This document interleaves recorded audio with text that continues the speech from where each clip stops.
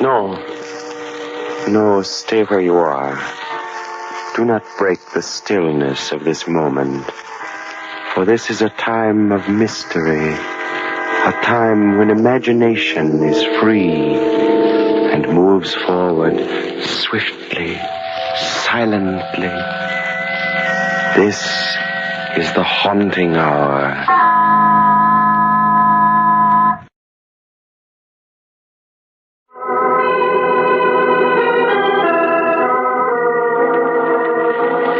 Remember Hugo Catterick? Of course you do. The brilliant criminologist and charming gentleman who had such a wonderful flair for solving crimes, which carried a hint of the macabre and savored of the supernatural. He died back in the 20s, and they say that everybody from the 400 of Park Avenue to the 400,000 of the Bowery and Hell's Kitchen came to his funeral. Anyway, Hugo Catterick left his memoirs, and the very first chapter deals with an infamous crime, which in June of the year 1922 threw all of New York City into an uproar of horror. Such was the case of the Lonesome Corpse.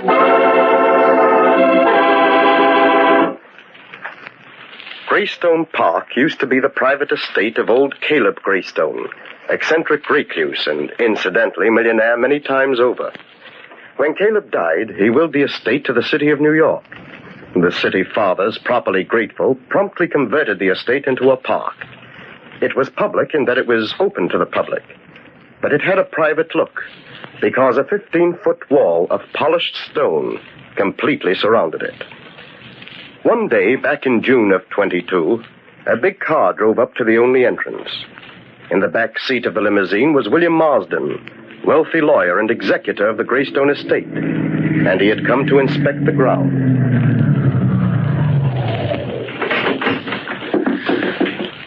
You wait here in the car, Edward. Yes, Mr. Marsden. Will you be long, sir? I don't think that's any of your business. I pay you to chauffeur me around, not to ask me questions. Yes, sir. I was only bringing up the fact that it's getting dark, and you said you had to be at the plaza by 9. I'm perfectly able to take care of my own business, Edward. I'll mind mine and you mind yours. You wait here in the car till I'm through in the park. Understand? Yes, Mr. Marsden.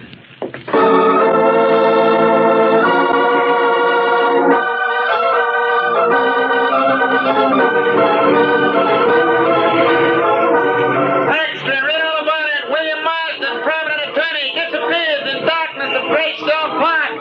Week old case, riot and mysteries, police fail to find clue. Read all about it.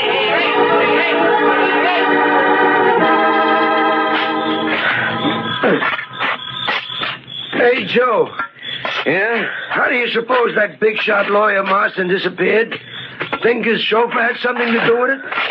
I don't know, Tom. I don't get it. He tells his chauffeur to wait, walks into this here park, and never comes out. Chauffeur hears a scream inside the park, and that's all. You're scared too easy, Tom. 9, that's nice. Just broke my shovel. Well, I have to go over to the tool house and get another one. But, Joe, the tool house is way over the other end of the park. So what? It's getting dark. It ain't healthy to be in this place after dark. Let's knock off, Joe.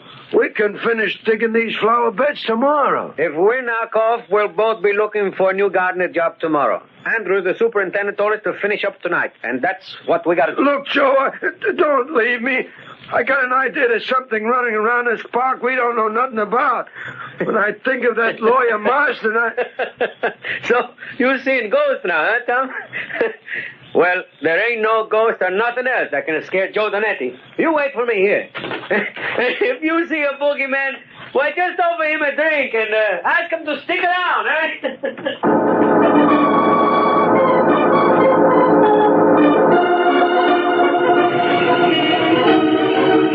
Extra, Greystone Park claims second victim. Park gardener leaves companion for tool house and never returns. Police call in Hugo Catterick at a public demand solution. Read all about it here,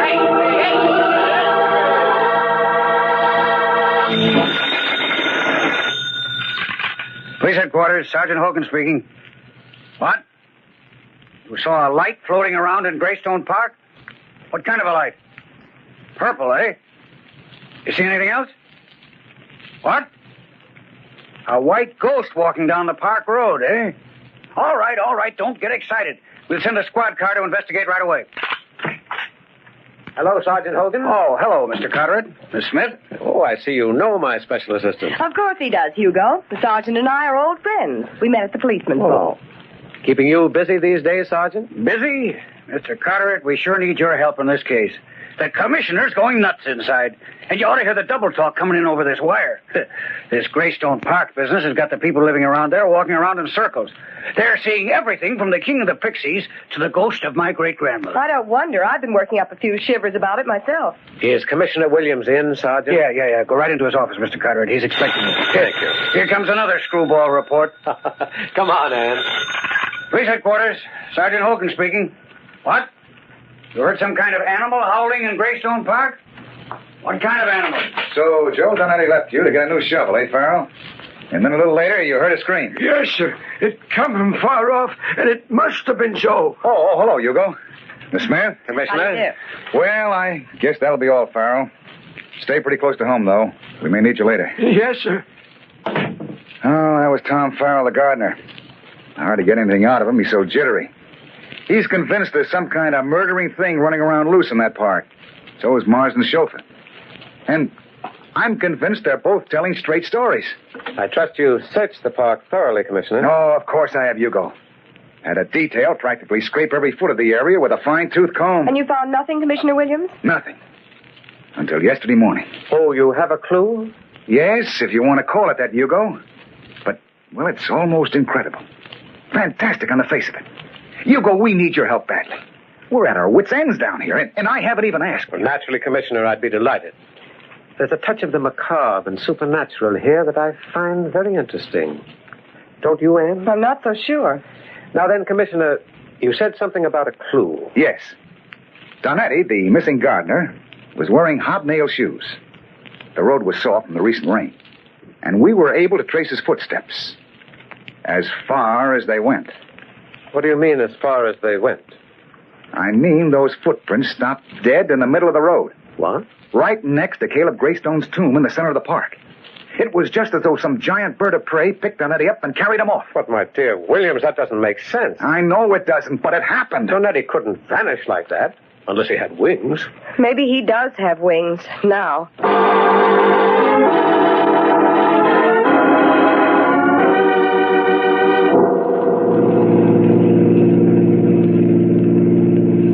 You know, Anne, I can't get those footprints out of my mind. They interest me. They scare me. In fact, I think I'll stop in at Greystone Park and have a look at them. You mean now? Yes. Oh, but Hugo, it's midnight, and there's something dangerous roaming around in that park. Something deadly. Why not wait until tomorrow in the daylight? Because the things that happen in Greystone Park, Anne, seem to happen at night.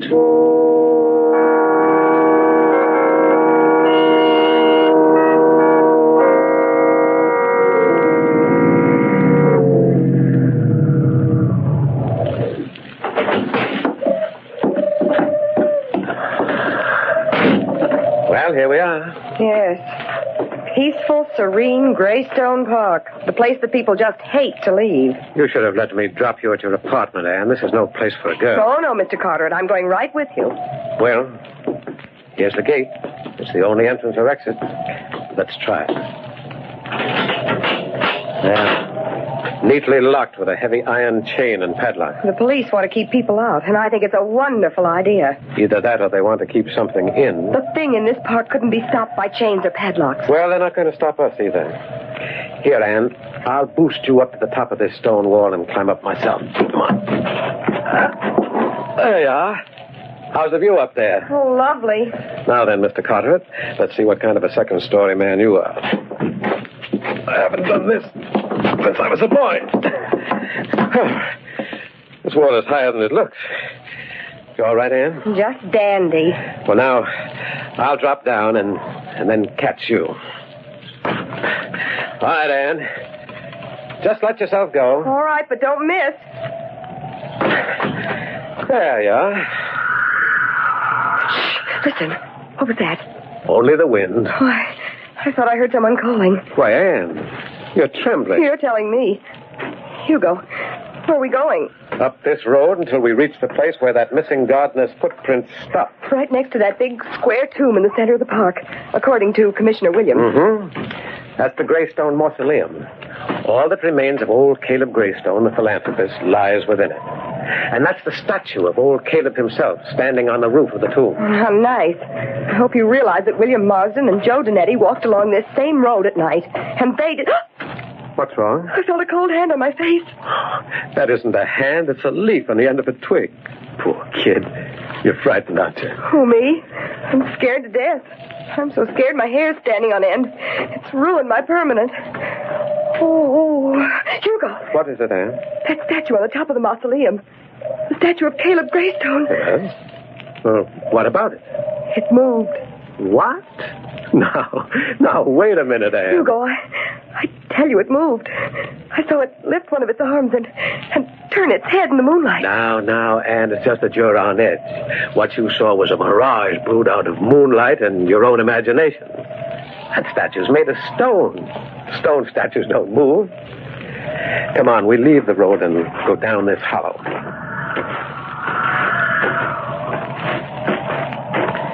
Well, here we are. Here's the tomb. And here's Donetti's footprints, just as the commissioner said. They're pretty faint, but... Wait a minute. What is it, Hugo? Look up at that statue of Caleb Greystone. Up there on the mausoleum roof. What about it? Well, when we saw it on the other side of the hollow, it faced toward the road, didn't it? Why, yes. Now it's facing away from the road. And it did move, Hugo. It did move. More than that, Anne. While we lost sight of it down in that hollow, it turned completely around.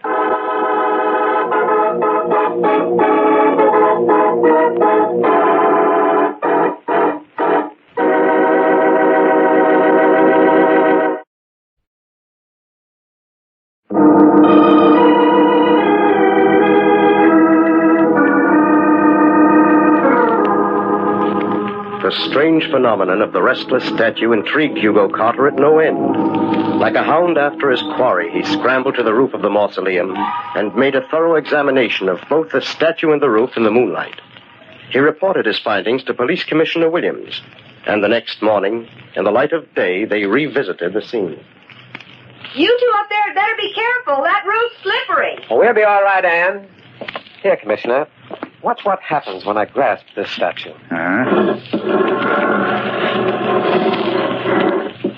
Yeah, interesting, Hugo.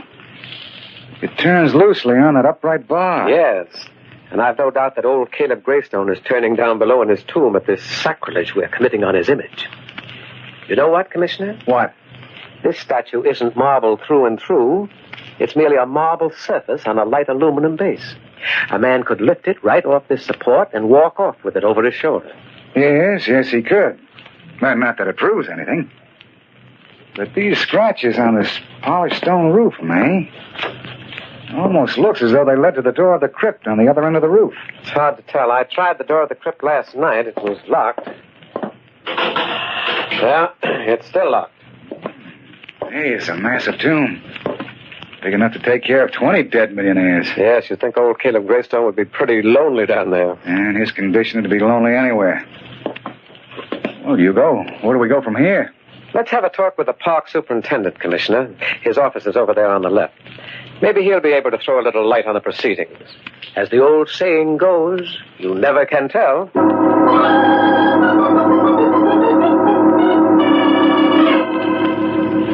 Mr. Andrews, this is Hugo Catterick, the criminologist, and his special assistant, Miss Smith. How do you do? Andrews, how do you do? Oh, yes, I've heard of you. How do you do? As superintendent of the Greystone Park, Mr. Andrews, we thought you might give us a little information on that tomb. Always glad to help the police, Commissioner Williams. Thank you. Now then, has that statue of Caleb Greystone always faced the road? Why, yes, as far as I know. It doesn't now, Mr. Andrews. You can see for yourself through the window. Why, bless my soul, you're right, Mr. Carter. Now, how do you suppose that happened? That's what we hope to find out. Interesting idea to build a statue of yourself and put it on your own mausoleum. Mr. Greystone had it made in memory of himself as a reminder to the public that he had converted his private estate into a park for their benefit. Mm-hmm. Somewhat of an egotist, huh? And from what the newspaper files say, eccentric. They practically accused old Caleb of dealing in black magic and selling his soul to the devil. Well, I understand the whole family was rather peculiar, Mr. Andrews. Well, yes, I suppose it's true. There were all sorts of rumors. Old Caleb was the eldest son, and he hated the rest of his family. Cheated them out of the family fortune, they say. It's said that he drove his own brother Arthur into poverty. Yes, I remember the case. Arthur Greystone disappeared. Bureau of Missing Persons never did locate him. Mr. Andrews, that mausoleum out there is a pretty massive affair. Is old Caleb the only one buried there? Yes. As I said, he hated the rest of the family. He specified in his will that only he was to be buried there. That wasn't very hospitable of him. So old Caleb has that whole place all to himself, huh? What are you getting at, Hugo? Yes, that's what I'd like to know, too. Oh, nothing. Nothing at all. It's just that these cases of abnormal psychology interest me. Yes, Commissioner, they interest me no end.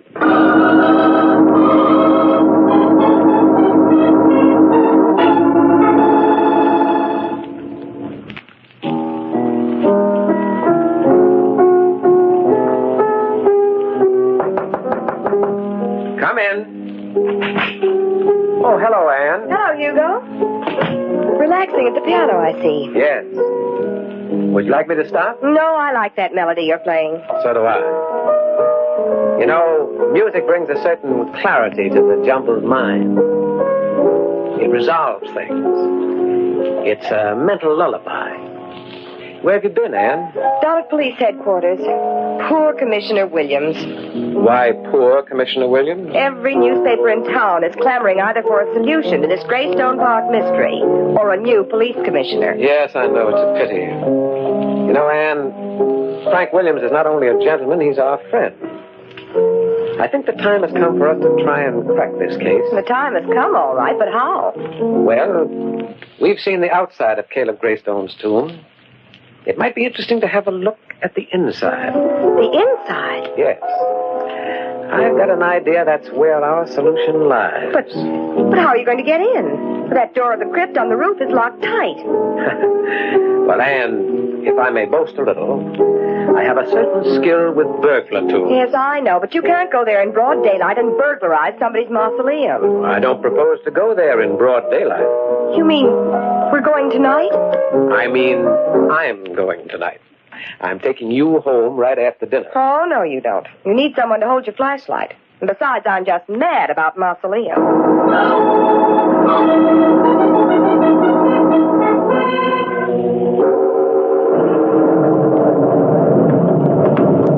Oh, it's a lovely evening. And outside of this storm, it's just as black. Oh, look out, Anne. This stone roof is slippery. Careful now. The door of the crypt is right over here.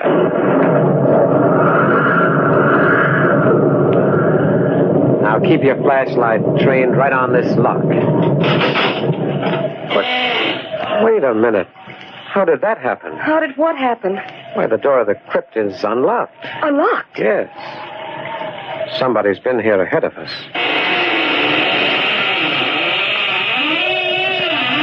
Oh, dear. It's awfully dark down there. What are we going to do now?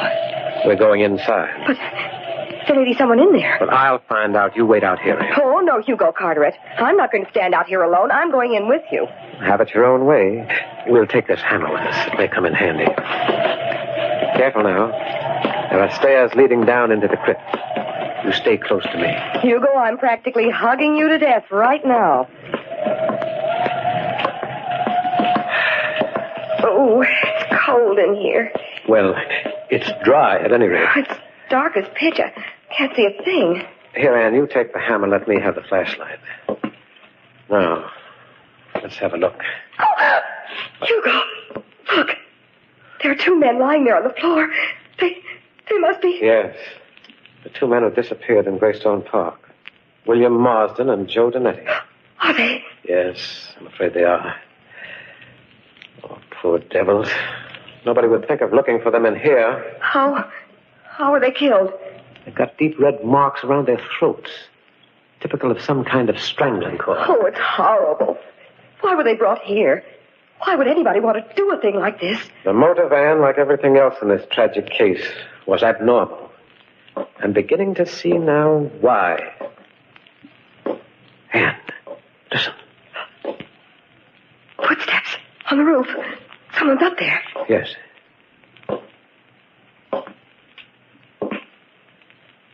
Stopped by the crypt door.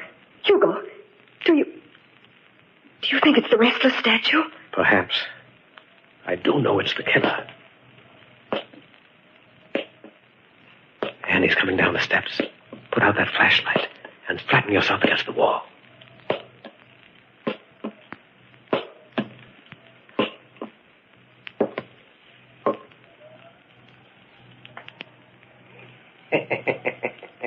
Good evening. Oh, come now. I know you're in here. I can see in the dark better than you think. I have eyes like a cat. I saw you coming through the trees. I left the crypt door open for you. You walked right in, you fools. You walked right in. Who are you? Why, my name is Arthur Greystone. This is the Greystone tomb. I live here with my friend. So you killed these two men? Yes, it was lonesome here. I wanted my brother Caleb over there in the casket to have company. He wanted to sleep alone in this big, beautiful mausoleum. It was so selfish of him, so selfish. But now he has two others to sleep with him. And soon he'll have four. You took the statue of your brother off the supporting rod, didn't you, Arthur? It was light enough to carry. You hid it here in the tomb and posed as your brother's statue. In the dark, your victims couldn't see that the statue was alive. You dropped a cord around their necks as they passed below. You're very clever, my friend. No, I wouldn't move if I were you. I have the strangling cord here in my hand, and I'm very good at using it. Why did you do all this? My brother Caleb cheated me in life, drove me into poverty. Then he tried to cheat me even in death. He built this tomb and willed that only he would sleep here. This is your idea of revenge, filling his tomb with sleeping companions. Yes, I waited years to get even. Caleb wanted to be alone, but now he'll never be alone. He'll never be able to realize his dying wish. Well, this talk has been very pleasant. Yes, indeed, but now we must get to work. What do you... I'll take you first, young lady. Please don't try to resist. I assure you I'm very strong. And really, I don't want to make you suffer. Look out, Anne! I tried to drive you with your flashlight, will you? No. You fool, I'll strangle you with my bare hands! Oh, yeah. I'm stronger than you, do you hear? Oh, nice work, Anne. You handle a hammer like a carpenter. Oh, Hugo, I'm afraid I killed him. No, you just stunned him, that's all, Anne. I'll tie him up in his own cord in a moment. But first, let's have a good look at him with this flashlight. Lift that white hood of his, will you, Anne? Hugo, it's Tom Farrell, the gardener.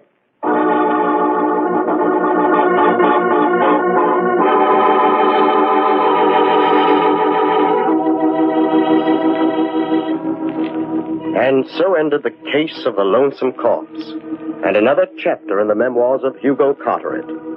Arthur Greystone had disappeared, only to reappear close to his brother's mausoleum as Tom Farrell, the gardener, a convenient alias. And the city of New York breathed a certain relief when this murderer, obsessed and poisoned by his macabre idea of revenge, finally went to the chair.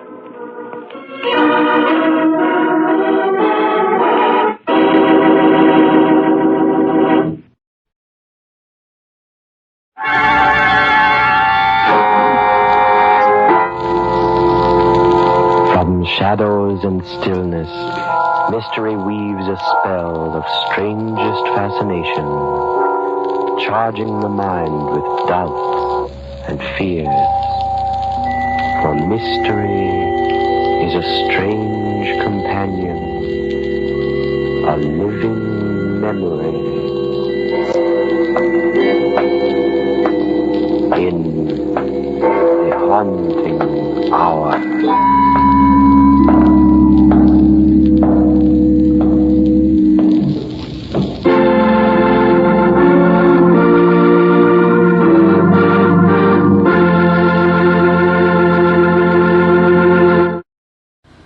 Hey, we want to say thanks for tuning in. Please like and subscribe so you don't miss any. You got a lot more of these up there. Go check them out under the playlist. Leave us a comment. Tell us what you want to see, what you think, and we'll see you next time.